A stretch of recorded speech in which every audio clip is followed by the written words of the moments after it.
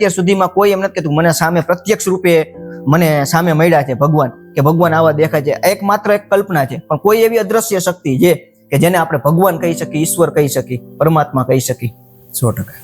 સંપૂર્ણપણે સમર્પિત થઈ જવાનું, કે પોતાની જાતને ઈશ્વરને આપણે સોંપી દેવાની, કે જે પણ કાંઈ કરે છે, જે હું છું, મારું અસ્તિત્વ છે, તો એ એના આધારે છે, એના થકી છે, એના વડે છે, હું કાંઈ કરતો જ નથી. સંપૂર્ણપણે એના શરણે જતા રહીએ, શરણાગતિ સ્વીકારી લીધી. અપેક્ષા વસ્તુ એવી છે કે એ દુઃખનું મૂળ કારણ છે. 100%. એટલે સંબંધોની અંદર અપેક્ષા ઉપર નિયંત્રણ રાખવું જરૂરી છે. બીજા નંબરમાં આવી કોઈ તિરાડ થાય કે કોઈ મિસઅન્ડરસ્ટેન્ડિંગ થઈ હોય ત્યારે વાર્તાલાપ થવો જરૂરી છે. જેમ કૃષ્ણ ભગવાને કીધું કે દિને દિને નૂતન પરિવર્તન સૃષ્ટિનો નિયમ છે. તો જીવનની અંદર જે તે પરિવર્તન આવતા હોય તો એને સૌથી પહેલા તો સ્વીકારી લેવા પડે, બરાબર. અને આપણે એક એવા સમાજની અંદર રહી કે જ્યાં જવાબદારી જે છે ને એ મુખ્ય રોલ ભજવે છે. તો એક જવાબદારી લેતા શીખવું પડે અને એ જવાબદારીને નિભાવતા શીખવું પડે. ગુલાબનું ફૂલ છે, મને બહુ ગમે છે, તો એ ફૂલને હું ઝાડવા ઉપરથી, છોડ ઉપરથી એને તોડીશ નહીં, કેમ કે મને એ ગમે છે, એની ફોરમ માણીશ. હા, એ મને ગમે છે એટલે હું એને તોડીશ નહીં. કોઈ તોડશે તો પણ મને ગમશે નહીં. આ પ્રેમ છે. પ્રેમમાં મોકળાશ જોઈ, સ્પેસ જોઈ.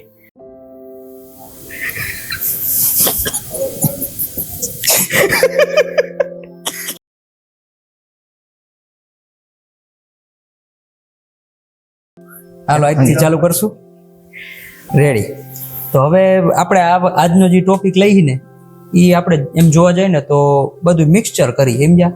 કે પર્ટિક્યુલર સબ્જેક્ટ નહીં કે આપણે કર્મ ઉપર કે એવી રીતે નહીં, આપણે થોડુંક આજ મિક્સચર કરી, કેમ કે બધાને અલગ અલગ વસ્તુ ગમતી હોય. મને જે ગમતું હોય તમને ન ગમતું એવું થાય. એટલે આજે જે આપણે થોડુંક મિક્સઅપમાં કરીએ, એટલે બેઝિક સવાલ પૂછીશ, એમાં 1-2 મિનિટનો જવાબ દેવા, પછી બીજો સવાલ તરત હું તમને પૂછીશ, બરોબર? તો આજનો પહેલો ને સીધો ને સરળ, અને એમ જોવા જઈએ તો ઘણો બધો અઘરો ક્વેશ્ચન. તમારા મત મુજબ કર્મ એટલે શું? કર્મ એટલે વિચાર, વાણી અને ક્રિયા, આ ત્રણેય વસ્તુથી કર્મ બંધાય. એને કર્મ કહેવામાં આવે. વિચાર માત્રથી પણ કર્મ બંધાય, કે કોઈ વિશે આપણે કંઈ વિચારતા હોય, કોઈ નેગેટિવ વિચારતા હોય, કોના થકી વિચારતા હોય, કોઈના વિશે વિચારતા હોય, તો એ વિચાર માત્રથી પણ કર્મ બંધાય. એ ચોપડામાં લખાઈ જાય. એ તમારું એક કર્મ છે. તમે જે વિચારો છો એ તમારું એક કર્મ છે. પછી વાણી, તમે વાણીનો ઉપયોગ કઈ રીતના કરો છો, તમારા થકી જે બોલાયેલા શબ્દો છે એ સામેવાળાને કેટલા લાગે છે, હર્ટ કરે છે. એટલે તમારું બોલાયેલી વાણી, તમારા મોઢામાંથી જે શબ્દ નીકળે છે, બરાબર, એ પણ એક કર્મ બાંધે છે. ક્રિયા, તમે કોઈ પણ જાતની ક્રિયા કરો છો, કોઈ પણ કામ કરો છો, તો એના થકી પણ કર્મ બંધાય છે. વિચાર, વાણી અને ક્રિયા, આ ત્રણેય વસ્તુથી કર્મ બંધાય. એટલે મીન્સ કે કોઈ વિશે આપણે ખરાબ વિચાર્યું તો ખરાબ કર્મ ગણાય, ખરાબ કર્મ. અને સારું વિચાર્યું તો એ સારું કર્મ ગણાય ગયું. એ જ રીતે આપણે કોઈને ખરાબ કીધું તો એ ખરાબ, ને સારું કીધું. એટલે ટૂંકમાં વિચાર, વાણી અને ક્રિયા દ્વારા કાંઈ પણ વસ્તુ કરો એટલે કર્મમાં, લેખાજોખામાં લખાઈ જાય. કર્મ અને ભાગ્યમાં શું ફરક ગણાય? કર્મ આપણે કરીએ છીએ અને ભાગ્ય એના ફળ સ્વરૂપે, આપણે જે કર્મ કર્યું છે એના ફળ સ્વરૂપે જે આપણે મળે છે એ આપણું ભાગ્ય છે. ભાગ્ય એ એના પરિણામની ગોઠવણી છે. ધારો કે હું તમને કહી શકું કે આપણે કોઠી તો બધાએ જોઈ જઈશે. આપણે જે ઘરે આપણે અનાજ ભરવાની જે કોઠી હોય, કોઠી તો આપણે જોઈ જોઈએ. કોઠીની અંદર એક નીચે હાણું હોય. હાણું એટલે મીન્સ કે એક જગ્યા હોય જ્યાંથી આપણે દાણા કાઢતા હોય.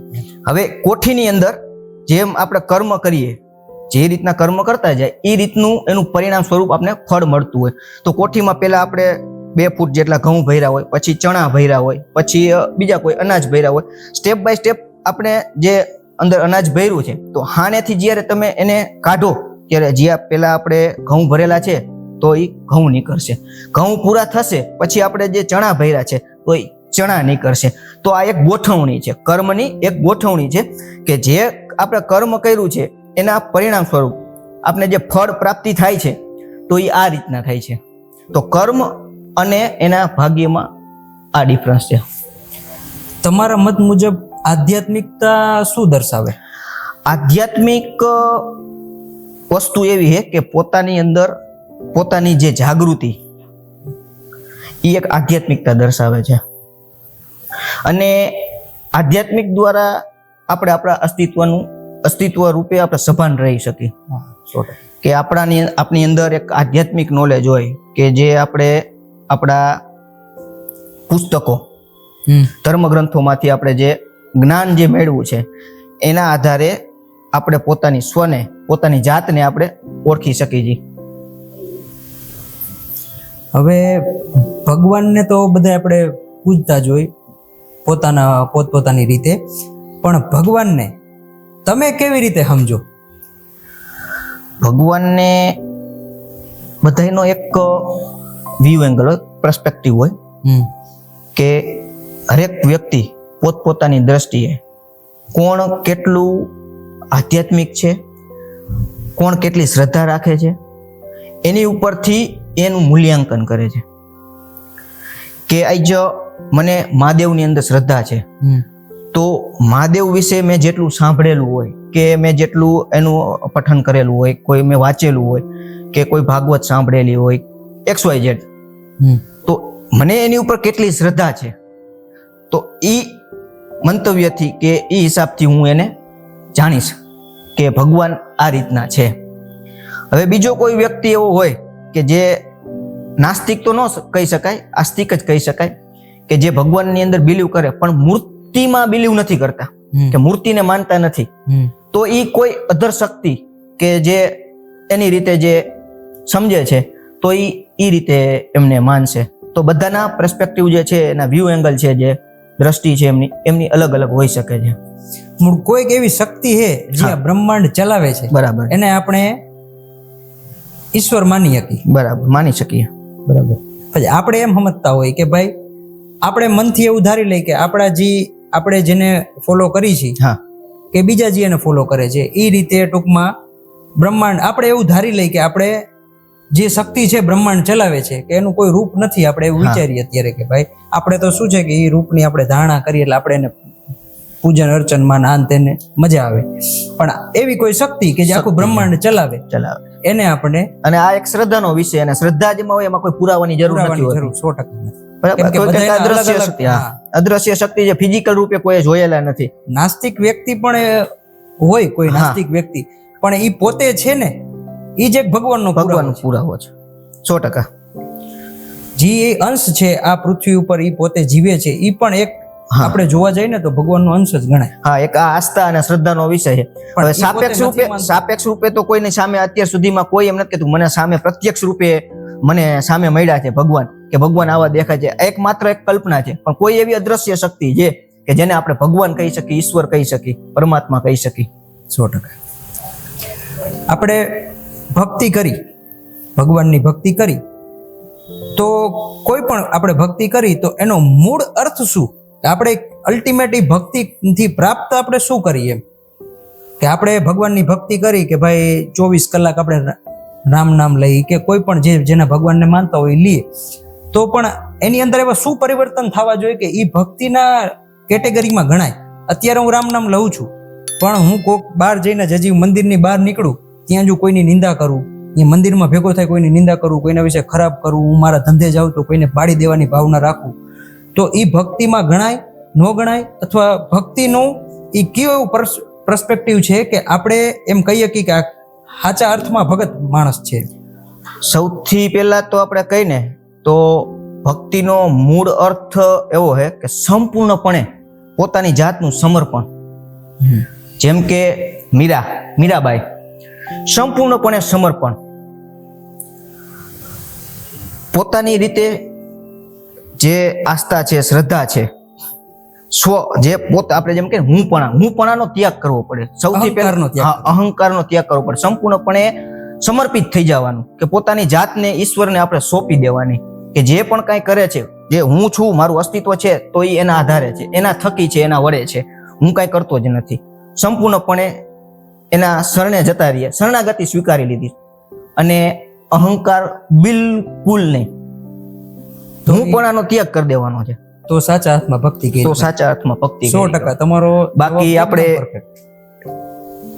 પણ અસલમાં હુંપણાનો પરિવર્તન જોઈએ, હુંપણાનો ત્યાગ પૂરેપૂરો થઈ જવો જોઈએ, સંપૂર્ણપણે સમર્પિત થઈ જવું જોઈએ. આ ભક્તિનો મૂળ અર્થ છે. હવે થોડોક ટ્રેક આપણે પાછો ચેન્જ કરી, કેમ કે આજનો ટોપિક જ મિક્સચર વાળો, હા. કે આપણે જ્યુસ કરીને આ બધી વાતો પીવાની થાય, એટલે આપણે થોડુંક ચેન્જ કરી કે હવે ભક્તિની, ભગવાનની ને કર્મની વાત કરી. હવે થોડોક સામાજિક લેવલના પ્રશ્નો 2-3 હું તમને પૂછું કે સંબંધો લાંબા સમય સુધી ટકે ને એની માટે બેસ્ટમાં બેસ્ટ શું વસ્તુ જરૂરી છે? આપણા જે સંબંધો હોય, ઘણીવાર સંબંધોમાં ખટાશ તરત જ આવી જાય.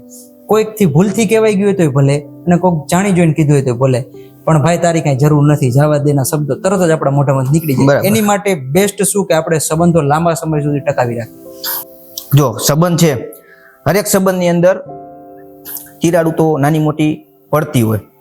ખાસ કરીને આજ તું મારો મિત્ર છો તો તારી પાસે મને કાંઈક અપેક્ષા હોય કે ભાઈ અંકિતભાઈ મારા મિત્ર છે તો મેં તારી પાસેથી કોઈ અપેક્ષા રાખી હોય. ધારો કે આપણો ધંધો જ છે ફોટોગ્રાફીનો, સામાન્ય મારી પાસે એક 70-200 લેન્સ નથી, તારી પાસે 70-200 લેન્સ છે, તો મારે કોઈ એવું કામ આવ્યું કે મારે એ લેન્સની જરૂર છે, એટલે મેં મનમાં વિચાર્યું, મેં તને કીધું નથી હજી, બરાબર, મેં કીધું કે ભાઈ અંકિતભાઈ પાસેથી હું લેન્સ લઈ આવીશ. મારે જ્યારે લેન્સની જરૂર પડી મેં તને ફોન કર્યો કે ભાઈ અંકિત મારે ઓલો 70-200 તારો લેન્સ છે મારે જોઈ છે, મેં આપ્યો નહીં. અને તારે ઈ સમયે તું મને ના ન પાડ મિત્રની દ્રષ્ટિએ, પણ તારે ઈ સમયે તારે ખુદને ઈ લેન્સ જરૂરી છે, તો કામ હતું એ લેન્સનું, એટલે તે મને લેન્સ આપી ન શક્યો કેમ કે તારે એની જરૂર હતી. એટલે હવે મને મનમાં શું ઊભું થયું, અંકિતે મારા હારાએ મને લેન્સ ન આપ્યો, એટલે આ એક શું થયું, એક અપેક્ષાનું થોડુંક નિયંત્રણ હોય. અપેક્ષાનું નિયંત્રણ હોય, અપેક્ષા આપણે માપમાં રાખી. હા બરાબર, અપેક્ષા વસ્તુ એવી છે કે એ દુઃખનું મૂળ કારણ છે. 100%. એટલે સંબંધોની અંદર અપેક્ષા ઉપર નિયંત્રણ રાખવું જરૂરી છે. બીજા નંબરમાં આવી કોઈ તિરાડ થાય કે કોઈ મિસઅન્ડરસ્ટેન્ડિંગ થઈ હોય ત્યારે વાર્તાલાપ થવો જરૂરી છે. સ્પષ્ટતા થવી જરૂરી છે કે ભાઈ જેના કારણે મિસઅન્ડરસ્ટેન્ડિંગ થઈ છે તો એનું સોલ્યુશન આવે. પછી તમે ઈ જે ટોપિક હોય કે જેના કારણે તમારે મિસઅન્ડરસ્ટેન્ડિંગ થઈ છે, એકાબીજાને વચ્ચે જે તકલીફ પડી હોય સંબંધની અંદર, તો તમે પોતાના મનમાં રાખશો અને ઘૂંટાશો અને તમે તમારી જાતે એમના વિશે તમે નેગેટિવ વિચાર કરતા રહેશો, તો એ સંબંધ દિવસે ને દિવસે બગડતો જશે. એક સમય એવો આવશે કે એ સંબંધના નામે 0 થઈ જશે. પણ ત્યારે એવી વસ્તુની જરૂર છે કે તમારે બેસીને વાતચીત કરી લેવી જોઈએ. કોમ્યુનિકેશન જે સંબંધની અંદર છે ને એ કાયમની માટે જળવાયેલું રહેવું જોઈએ, તો સંબંધ લાંબા સમય સુધી બીજું એક વસ્તુ રિસ્પેક્ટ જોઈએ. હરેક વ્યક્તિએ સંબંધની અંદર એકાબીજાની રિસ્પેક્ટ રાખવી પડે. 100%. રિસ્પેક્ટ એટલે એવી રીતે નથી આપણે વાત કરતા કે ભાઈ ફ્રેન્ડ સર્કલ હોય તો એના વિશે ઉતાર ચડાવ ચાહતા હોય, પણ એને કોઈ એવી જરૂરિયાત હોય કે એવું કઈ હોય તો એના વચ્ચે એકબીજા પ્રત્યે એમ રિસ્પેક્ટ હોવી જોઈએ. સન્માન હોવું જોઈએ. મારો મિત્ર હે, કોઈ એના વિશે કોઈ ન કહી જાય, મને એટલું તો મને સન્માન હોવું જોઈએ, મને ટૂંકમાં એટલું ઓલું હોવું જોઈએ. બીજો સવાલ આની પછીનો થોડોક જીવંત લક્ષી છે કે એ સવાલ આપણે ઘણી વાર પૂછ્યો, એના જવાબ ઘણા અલગ અલગ હોય, પણ આ વખતે થોડોક સ્પષ્ટ જવાબ જોઈએ મારે અને ટૂંકો, બરાબર, કે જીવન આપણે જે જીવી છીએ, જીવનનો મુખ્ય પાઠ શું? જીવનનો મુખ્ય પાઠ તો કહી શકાય ને કે જીવન તો એક એવી વસ્તુ છે કે સતત વૈયા કરવાનું છે. જન્મ ત્યાંથી આપણું મૃત્યુ સુધીનું વૈયા કરવાનું લિનિયર છે, બરાબર. તો એમાં જેમ કૃષ્ણ ભગવાને કીધું કે દિને દિને નૂતન પરિવર્તન સૃષ્ટિનો નિયમ છે. તો જીવનની અંદર જે તે પરિવર્તન આવતા હોય તો એને સૌથી પહેલા તો સ્વીકારી લેવા પડે, બરાબર. અને આપણે એક એવા સમાજની અંદર રહી કે જ્યાં જવાબદારી જે છે ને એ મુખ્ય રોલ ભજવે છે. તો એક જવાબદારી લેતા શીખવું પડે અને એ જવાબદારીને નિભાવતા શીખવું પડે. બસ આ જ 2 વસ્તુ છે કે જે જીવનના મુખ્ય 2 પાઠ છે. તમે જેમ કીધું એમ કે આપણું જીવન છે એ લિનિયર છે, પણ લિનિયર એમ આપણે જોવા જઈએ તો લિનિયર હોતું નથી. આઈસીયુ ની અંદર જે આપણે ઈસીજી કાઢી જો લિનિયર હોય તો એ ગયા માણસ, એટલે થોડુંક ઉતાર ચડાવ આવે. ઉતાર ચડાવને કે ફેરફારો, એ ઉતાર ચડાવને આપણે ફેરફાર ગણી શકીએ કે જવાબદારી ગણી શકીએ. એ ફેરફારોને આપણે હેન્ડલ કરીએ એટલે જીવન આપણે વ્યવસ્થિત જીવીએ. એ ફેરફારોને સ્વીકારવા પડે. હવે એક વિચાર હોય, એક વિચારો કે સારા વિચારોથી માણસનું જીવન આપણે કેવી રીતે બદલાઈ જાય? એક જ વિચાર કે ભાઈ આજે મને એમ થયું કે મારે આ રીતે આ વિષય ઉપર કાર્ય કરવું છે, તો એ એક વિચારથી માણસનું જે જીવન પરિવર્તન થઈ જાય, તો એ વિચારોમાં એવી કેવી તાકાત છે કે એ માણસનું જીવન બદલાવી નાખે. વિચાર જ એક એવી વસ્તુ છે કે જે આપણે જીવાડે છે, કે જે આપણા રોજિંદા કાર્યમાં વિચાર જ એક એવી વસ્તુ છે જે આપણે કાર્ય કરાવે છે.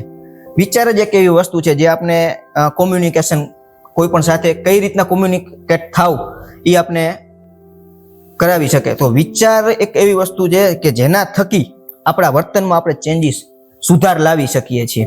અને જેમ આપણા વિચારો પોઝિટિવ હશે તો આપણા વર્તનની અંદર પણ એ ટાઈપનો સુધાર આવશે. અને વર્તન થકી આપણે જે ટાઈપનું વર્તન કરીએ તો એ ટાઈપના ટૂંકમાં આપણે એના પરિણામ આપણે ફળ સ્વરૂપ ભોગવવામાં મળે છે. હવે થોડોક પાછો અલગ ટાઈપનો ક્વેશ્ચન આવે છે કે આપણે એમ કહી કે બધાય અહીંયા પૃથ્વી ઉપર આપણે બધા આવ્યા તો આપણે પાછું બ્રહ્મમાં વિલીન થવાનું છે બધાય. બરાબર. એક એવો કોન્સેપ્ટ છે આપણા હિન્દુઇઝમમાં છે કે આપણી જે આત્મા હોય એ બ્રહ્મમાં વિલીન થાય એટલે મોક્ષ મળ્યા, એ બરાબર આપણે સમજી છીએ. બરાબર. તો આપણે બ્રહ્મ એટલે કે આ બ્રહ્માંડ ગણી કે બ્રહ્મ ગણી, તો બ્રહ્મમાં વિલય થાય આપણો. બરાબર. એટલે શું? બ્રહ્મમાં વિલીન થવું, બ્રહ્મમાં ભળી જવું, મોક્ષ જેને કહેવાય ને, કે જે આપણી મુખ્ય આપણે જન્મ છે, અહીંયા જે જન્મ થયો છે આ પૃથ્વી ઉપર, તો આપણો એક જે હેતુ છે એ એક બ્રહ્મ તરફની ગતિનો છે. હવે બ્રહ્મમાં વિલીન ત્યારે થઈ શકીએ કે જ્યારે હું સ્વ, પોતાની જાત, હું નીકળી જાય ત્યારે આપણે બ્રહ્મમાં વિલીન થઈ શકીએ. હવે એ હું શું છું ને, હું એટલે શું, આને ગોતવામાં આપણી આખી જિંદગી નીકળી જાય ખરેખર.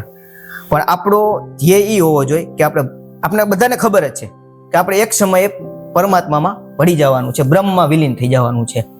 તો આ હું પણ આનો ત્યાગ કરવાની શરૂઆત કરી દેવી જોઈએ.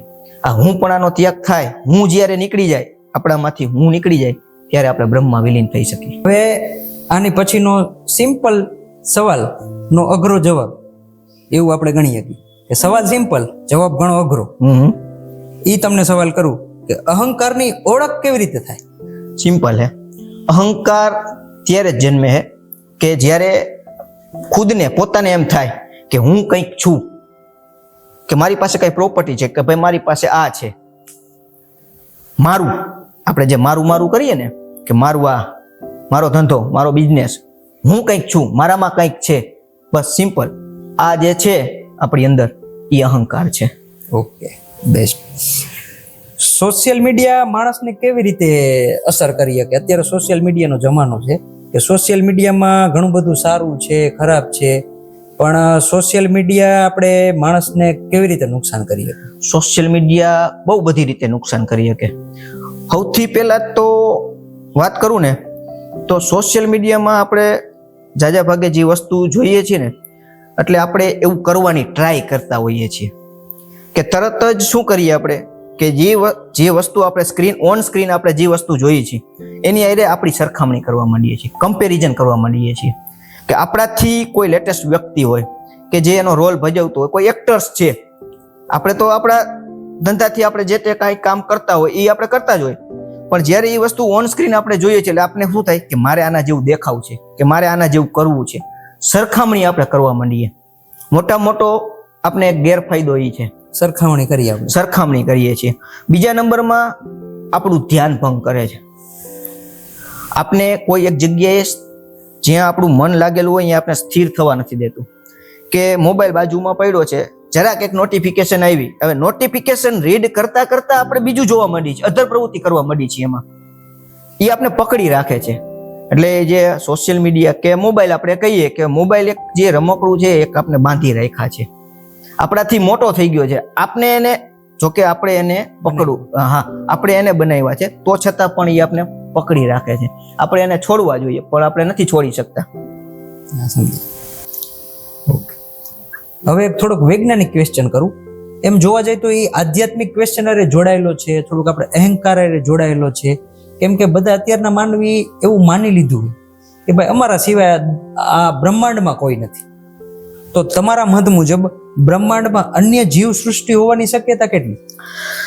હવે અંકિતભાઈ, બ્રહ્માંડ તો બહુ મોટું છે. આપણે એક ગેલેક્સીમાં એવી તો અસંખ્ય ગેલેક્સીની અંદર પણ કેટલા બધા ગ્રહોની અંદર એક આ પૃથ્વી, બરાબર, પૃથ્વી જેવા તો ઘણા બધા ગ્રહો છે. એવી ઘણી બધી અસંખ્ય ગેલેક્સીઓ છે. વૈજ્ઞાનિકો આ સંશોધન કરે છે, પણ આપણે એમ સ્વીકારી શકીએ કે જો આ એક આપણા ગ્રહ ઉપર, આ આપણી પૃથ્વી ઉપર જો આ મનુષ્ય સૃષ્ટિ છે, જીવન છે, તો બીજા ગ્રહ ઉપર કે અન્ય જગ્યાએ જીવ સૃષ્ટિ હોઈ શકે? એકદમ ન્યુટ્રલ જવાબ દીધો તમે, પણ એક સારો જવાબ છે. હવે એક થોડુંક આ યુવા વર્ગને આ સવાલનો જવાબ સાંભળીને મજા આવે એવો સવાલ કે અટેચમેન્ટ, કોઈના પ્રત્યે આપણે અટેચ થાય એ રીતે અટેચમેન્ટ અને પ્રેમ એ બે વચ્ચેનો ડિફરન્સ શું? બરાબર છે. હવે અટેચમેન્ટ અને પ્રેમ, અટેચમેન્ટ વસ્તુ એક એવી છે કે અટેચમેન્ટ એક માલિકી ભાવ દર્શાવે છે કે આ મારું છે, એક માલિકી ભાવ છે. ધારો કે કોઈ પક્ષી, જેમ કે આપણે તમે જોયું હશે પોપટ કે કોઈ કબૂતર ને આપણે પાંજરામાં પૂરીને રાખીએ, કેમ કે એ આપણે ગમે છે એટલે આપણે એને પાડીને રાખીએ, પાંજરામાં પૂરીને રાખીએ ઘરમાં. તો એક આપણું એક એના પ્રત્યેનું એક અટેચમેન્ટ છે, એટલે આપણે એને રાખીએ છીએ. પણ એ આપણો પ્રેમ નથી. પ્રેમ જે છે એ મોકળાશ આપે, સ્પેસ આપે. હવે આપને કોઈ ફૂલ ગમે છે, ફૂલ પ્રત્યે આપને પ્રેમ છે, ગુલાબનું ફૂલ છે મને બહુ ગમે છે, તો એ ફૂલને હું ઝાડવા ઉપરથી, છોડ ઉપરથી એને તોડીશ નહીં, કેમ કે મને એ ગમે છે, એની ફોરમ માણીશ. હા, એ મને ગમે છે એટલે હું એને તોડીશ નહીં. કોઈ તોડશે તો પણ મને ગમશે નહીં. આ પ્રેમ છે. પ્રેમમાં મોકળાશ જોઈ, સ્પેસ જોઈ. એટલે અટેચમેન્ટ અને પ્રેમમાં આ ફેર છે. છેલ્લો ક્વેશ્ચન, જે જીવનલક્ષી ક્વેશ્ચન છે એ તમને પૂછીશું કે ભાઈ જીવનમાં ઘણી બધી ગૂંચવણ હોય, નાની મોટી મુશ્કેલી હોય, પરંતુ તમારા મત મુજબ જીવનની સૌથી મોટી ગૂંચવણ શું? આપણે હું હોય ને એ જ હજી ખબર નથી. મોટા મોટી ગૂંચવણ આ હે કે હું શું હો ને એની મને હજી ખબર નથી. મારા પ્રત્યે હજી મને ગેરસમજણ છે. આ જ મોટા મોટી ગૂંચવણ છે. આનાથી મોટી એકેય ગૂંચવણ નથી આજની સુધી, આજ લગીમાં. હજી આપણે એ જ આપણે એનો ગોતીએ છીએ કે આપણે કોણ છીએ. તમારા મત મુજબ આપણે કોઈ ધારણા બાંધી લીધી હા કે હું આ કરી શકીશ, કે અથવા આપણા મગજ એવું ધારી લીધું કે હું આ નહીં કરી શકું, તો એના પ્રત્યે તમારું શું કેવું છે? કે આપણું મગજ જે ધારી લઈએ એ જ થાય કે આપણે જે ધારી લઈએ થાય? મગજ અને આપણે આ બેને અલગ પાડવા ને એ એક અઘરો સવાલ છે. આપણે પહેલા ધારી લીધું બરાબર કે મારે કાલ સુધીમાં આ કાર્ય પૂરું કરવું છે, પણ મગજ એનું કેલ્ક્યુલેશન કરીને કહી દીધું ભાઈ આ કામ કાલ સુધીમાં પૂરું નહીં થાય, તો આપણે પૂરું કરી શકશું કે નહીં પૂરું કરી? Put your plan in action. કામ ચાલુ કરી દેવાનું છે. હા, બરાબર, થઈ જશે. તો તીવ્રતા હશે. જી આ એને મગજે જે કેલ્ક્યુલેશન કર્યું એને આપણે બિલીફ્સ કહીએ કે ને ધારણા કહી શકીએ. અત્યાર સુધીમાં આપણે નથી કરી એટલે મગજે સીધું રિઝલ્ટ જવાબ દઈ દીધો, તમે નહીં કરી. હા, ઈ ધારણા છે, માત્ર એક ધારણા. ધારણાને દૂર કરવી કે પછી ધારણા જે છે એમ રહેવા દે? નહીં, ધારણાને આપણે સાઈડ મૂકવી પડે. જો એ કામ અગત્યનું છે, કામને આપણે પ્રાયોરિટી આપી છે કે મારે કરવાનું છે, મને નક્કી કરી લીધું છે કે આ કામ આપણે પૂરું કરવાનું જ છે, તો ધારણાને થોડીક વાર સાઈડમાં મૂકી દેવી પડશે. 100% કામ થઈ શકે. તો શું અંકિતભાઈ, આજના આ એપિસોડમાં તમારા મિક્સચર વાળું એપિસોડનું જ્યુસ બની ગયું છે, આપણે બે તો પી લીધું, હવે બીજાને પાઈ દઈએ. તમારા સવાલના જવાબ તમને આમ મજા આવી, વ્યવસ્થિત તમે જવાબ આપ્યો.